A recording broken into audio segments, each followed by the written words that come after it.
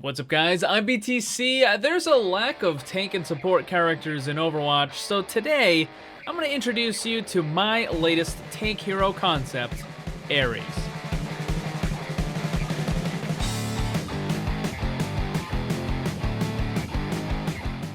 Recently, I made a video discussing the current hero pool in Overwatch and why the relatively low amount of characters is causing some issues with hero balance and stale meta. I very briefly mentioned a character that I thought up called Ares, which would be a tank similar to Reinhardt, and I asked you guys if you would like to see a fully fleshed out character concept, and the response was an overwhelming yes. So here it is. Before I get started, I want to give a quick thank you to an artist who helped me. His name is X-SEIDE-T, and he provided some of the awesome artwork you're going to see in this video. There are links down below in the description so you can check out more of his content.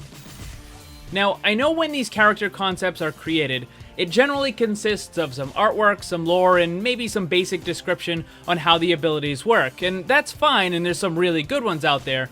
But seeing as I regularly do Mythbusters and analysis of all the stats for the heroes in Overwatch, I wanted to go a little further than the norm and create all the details that would make Ares a realistically functional character. There are three primary ways to create a new character. The first is to start with story and then find abilities that match the concept and the personality of the character lore. Second is to create an interesting ability and build a hero around that. And the third is to design a hero with specific abilities in order to fit a need within the game, something that is currently lacking. For Ares, we're going with the third option, trying to fit a need within the game. For this method, I think that having a list of goals is required, so here they are. Number 1, to create an alternative to Reinhardt, but not a replacement, emphasis on that. There will be ability overlap in the form of the barrier shield, but the rest of the kit needs to be wildly different from Reinhardt so that their usage and playstyle is unique. Number 2, Ares should be at least a partial counter for triple tank and triple support lineups, specifically the stacking of area effect healing. Blizzard has stated that they do not want to impose any sort of stacking cap among the healers. A better way then is to introduce characters that can limit the effectiveness of that area healing. And number 3, provide a defensive ultimate. Right now, there's only 3 defensive ultimates in the game: Zenyatta's Transcendence, Lucio's Sound Barrier, and to a lesser degree, Moira's Coalescence. All of them are on healing characters, and I feel that some of the tanks should have a defensive ultimate, as preventing damage is kind of their primary responsibility. So let's get started building Ares. In the waning hours of the first Omnic crisis, the Omnic forces saw the war was being lost as several Omniums were attacked and either destroyed or shut down. In desperation, a secret Omnium was constructed underground on a small island in the Aegean Sea, a much smaller facility than those located in Detroit or Australia. Its purpose was not to construct mere foot soldiers in the war effort, but a new prototype designed to counter all of the weaponry in use by the human forces. Due to the location of the facility and its purpose, the new prototype was given the name of an old Greek god, Ares. This unit was vastly more powerful than all others prior to it, more than just a weapon, a highly adaptable leader and battle commander built to turn the tide of the war. Ares very well might have done just that, but while the construction of this prototype had been completed, along with nearly all of the necessary programming, the unit was never activated. The Omnic crisis had come to an end. The facility and prototype were left buried and forgotten. Years later, an uprising would occur in Kings Row, England. A group known as the Null Sector rose up against the humans. Members of Overwatch were able to bring an end to the uprising, but not without cost. Hundreds of humans perished, and many and more Omnics were destroyed. Not all of Null Sector found its way to the scrap heap, however. A few Omnics were able to escape. With a desire to continue the fight, these rogue Omnics began looking for a way to regain their strength. Searches of the destroyed Omnium in the Outback led to the discovery of a half-destroyed data core, which provided the rogue Omnics the information they required. With the rediscovery of the hidden Omnium facility in the Aegean Sea, the final remnants of Null Sector were rewarded for their efforts. Finally activated many years later, Ares is more determined than ever to fulfill his mission and the reason for his creation. Ares began detailed analysis of all previous conflicts between humans and Omnics that transpired while he lay dormant. It was a wealth of knowledge, and for an Omnic designed for war, it was invaluable. Every battle, every location. Ares learned the tactics of Helix, Overwatch, Mecha, and others, but more importantly, he found their weaknesses. To wage his war, Ares would need an army. Possible reinforcements may be found in Russia and in the East China Sea, where Omnics still carry on the fight. However, Ares was disgusted by places like Numbani, as he views any Omnic cooperating with humans as traitors, even those with sinister motives like Maximilian in the Talon organization.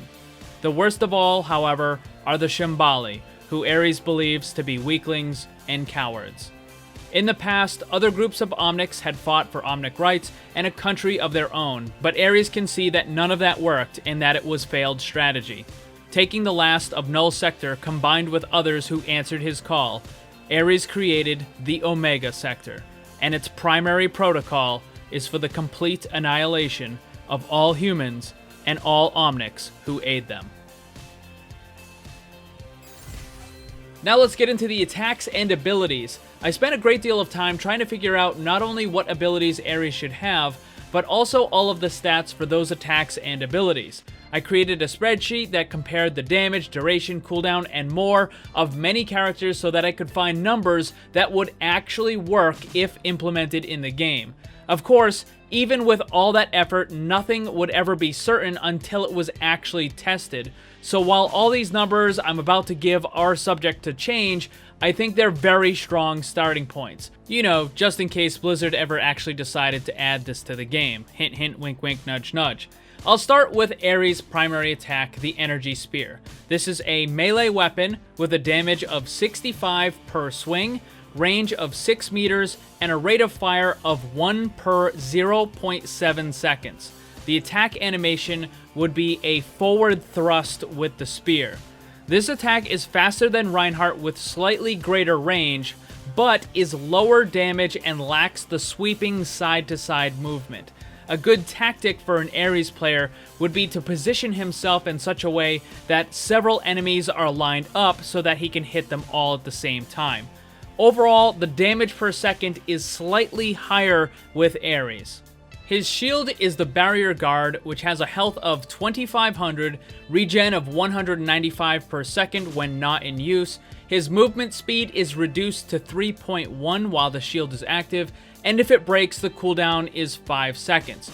The overall size of the shield is smaller than Reinhardt's, which is why it has an increased health, and why the movement speed is faster. You have less area to cover, so it means that it lasts a little bit longer. The regen and the cooldown, however, remain the same. His first ability is called Sunder. Ares will make a short leap forward, driving his spear down, dealing damage to all enemies in a small area and reducing any healing they may receive. This is a melee area of effect that deals 70 damage plus an additional 20 damage versus armor. There is a bonus effect that applies a minus 50% healing debuff on enemies hit. The cooldown is 6 seconds, the distance traveled with the ability is 8 meters, and the area of effect for the attack is 5 meters. Quick explanation for some of this: the melee area of effect, that type of attack is the same as Winston's Leap and Hammond's Piledriver. It means that the character can move through barriers while performing the attack, but any damage is blocked by the barrier. The short leap he does serves two purposes. The first is to give Ares a very minor amount of movement. 8 meters is just a little more than the distance of a tracer blink, so it's not very much. In contrast, Winston's Leap will take him greater than 22 meters in distance, so there's absolutely no chance that Ares is going to use this in order to get into the backline of the enemy team. The distance traveled simply isn't far enough. The other reason why I gave this ability a short leap is to give the opposing team a second in order to react. Since Ares has to make a short hop, it means that the enemies can use that time to put up a barrier, to stun him, or to knock him away somehow. Essentially, it gives the enemies room for counterplay, which I think is important. This is one of the most important things that Ares can do. Sunder is what makes Ares strong against triple tank and triple support. Dealing extra damage to armor helps take down the tanks with high health, and the reduction to healing received limits the effectiveness of having multiple area effect healers. One of the strongest aspects of triple tank, triple support is having the combined stacking heals from a Brigitte, a Lucio, and then either a Moira or an Ana as well. Blizzard has explicitly said they don't want to put a cap on any of the stacking heals, as I mentioned before, so having a character that can apply an anti-heal is quite effective. Ares' version of this is only 50%, whereas Ana's Bionade blocks all healing completely. That, combined with Ares being required to be up close, thus making it a lot more dangerous, is why I justified it with the lower cooldown that it has. For comparison, Reinhardt's Fire Strike is also on a 6-second cooldown, but it deals 100 damage all the time and is not blocked by any barriers. Ares' second ability is Shield Slam. It's a melee type attack, meaning that it will ignore barriers. It deals 50 damage, has a range of 7 meters, a cooldown of 6 seconds, and enemies are knocked back a distance of 8 meters. For this ability, I compared it to both Lucio and Pharah. The cooldown is longer than Lucio's Boop because Ares' Shield Slam will go through barriers, so it required a slightly longer cooldown for that extra effect. However, because it's a very short range, you have to be right next to them to use it, it has a lower cooldown than Pharah, who has a long range on the concussive shot, so I found a middle ground between those two. Ares has good range on his primary attack, and it works best when he's able to keep the enemy a few meters away from him. This ability also helps prevent enemy death ball comps, like goats, from simply rushing in and bulldozing past Ares. When the enemy starts moving forward, he can open up space in front of him by using the Shield Slam to stop it dead in its tracks. Additionally, Shield Slam is Ares' way of countering an enemy Reinhardt who's charging, or a Doomfist who's using Rocket Punch, meaning that both characters will get knocked down if Ares uses Shield Slam on a charging Reinhardt. Ares' ultimate ability is Phalanx. One of the goals of Ares was to give the character a defensive ultimate. Phalanx is essentially the tank version of Zenyatta's Transcendence. When activated, Ares becomes the ultimate bulwark for his team. He will be unable to attack, but provides significant defenses for his teammates that are behind him. It might seem like there's a lot going on with this ability, but it's actually quite simple. Even though he has his shield up, movement during the ultimate is at normal speed, so there is no movement penalty. The distance of the ultimate effect is 15 meters behind Ares, and the duration is 6 seconds. During the ultimate, Ares cannot attack or use any abilities. His barrier will be instantly healed to full health, and both the barrier and Ares are invulnerable, similar to how Zenyatta is invulnerable during his ultimate, but with Ares, he is also immune to all knockback and charge type effects. All teammates that are in the area behind Ares will gain 25% damage resistance and immunity from crowd control effects. So let me explain this and go into some of my reasoning. For a Zenyatta, the distance of his ultimate is 10 meters in all directions.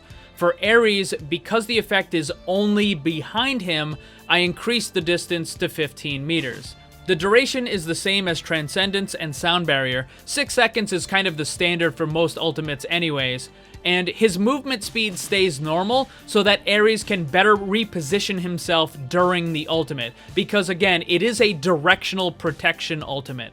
Example usage, right now in the game there's only one ultimate that can keep your team alive from a Graviton Dragon combo, and that's Zenyatta's Transcendence. With the Phalanx ultimate from Ares, your team would still die from the total damage, but the damage resistance combined with the crowd control immunity will give your team enough time to get out of the area if you and your team react fast enough. This ultimate can be very powerful, but it requires the Ares player to have good positioning and planning prior to its use. it should be particularly effective on any mid-range teammates, as they should normally be in that 15-meter space behind you. Just in general, they're normally going to be there. It should be noted that the area affected behind Ares doesn't go straight back from the edges of his shield. It's kind of at a little bit of an angle so that they don't have to be directly behind you. However, being directly behind Ares is the most optimal position, as his barrier, being indestructible, will protect you from the vast majority of attacks. But it should be noted that any attack that would normally go through a barrier will still pass through that. A good way for the enemy team to deal with this and try to counter the Phalanx ultimate is to have flanking characters that can go around the barrier and attack from the sides or from behind. And now the part where I try to predict what questions people are going to ask in the comment section. Here goes. Because Ares is a tank with a stronger barrier who can move faster when it's deployed, wouldn't this make triple tank, triple support even stronger? And the answer is no, and that's because of the anti-heal and anti-armor aspect of his Sunder ability. If you're running triple tank, triple support with Ares, it would be less effective than if you were running it with Reinhardt instead. But the key thing here is that you can counter triple tank, triple support by running Ares yourself. And there are a few reasons why. The first is that when Ares uses the Sunder ability, it will cut in half all of that area effect healing that the triple tank lineup needs to have during the fight. The Shield Slam can also prevent the triple tank, triple support death ball from just running over your team, as soon as they get close, Ares just knocks them back and says, nope, get out of here. Next question, are the cooldowns for his abilities too short? I really don't think so. As I mentioned previously, I compared his abilities with things that other heroes have and took into consideration range, damage, and other factors like how risky is it in order to use this ability as opposed to that? What extra stuff can this one do that that one can't do? And that's how I came up with the cooldown numbers that I did. Shield Slam, for example, has a cooldown that's 2 seconds longer than Lucio's Boop. And keep in mind, it's only a knockback, it's not a stun of any kind. Next question, and I know this is going to be a popular one, I can see it already. Is it overpowered that Ares is invulnerable during his ultimate? And again, the answer is no. Remember, Zenyatta has the same stuff. He's invincible during his ultimate. Doomfist is also invincible during most of his. The trade-off when Ares is using Phalanx is that he cannot attack and he can't use any abilities. Once you activate Phalanx, you are committed to it, and as I mentioned earlier, it's not something that you can just use whenever. Phalanx requires the player to be in the correct position, and you have to plan ahead before you use it. The reason why I took a step further and made it so that Ares can't be affected by even knockback, the Reinhardt charge, or the Doomfist rocket punch is because Ares is supposed to be the shield wall for his team, the immovable object, as it were. And not to mention that his ultimate requires much stricter positioning than other defensive ultimates do. It's not just a general area of effect that goes in all directions, it's directional. So you have to have Ares in the correct spot in order to actually apply that buff to your team. And the last question, is Blizzard ever going to add something like this to the game? I certainly hope so, but I'm not gonna hold my breath. I've made a bunch of videos with possible solutions to all kinds of problems that exist in Overwatch, but to this day, Jeff Kaplan has never called me. So, it is what it is. But what do you guys think of the hero concept for Ares? If you have any questions, I'll do my best to answer them. And if you guys enjoyed the video, I might have come up with some other hero concepts that you guys might enjoy as well. Thanks for watching, and if you'd like to see more, subscribe and hit that bell so you don't miss anything. Also, come hang out in my Discord server and my Twitch live stream. Special thanks to my Patreon supporters. If you'd like to see what kind of cool VIP rewards you can get, check the links down below. And remember, always blame the controller, because it's never your fault.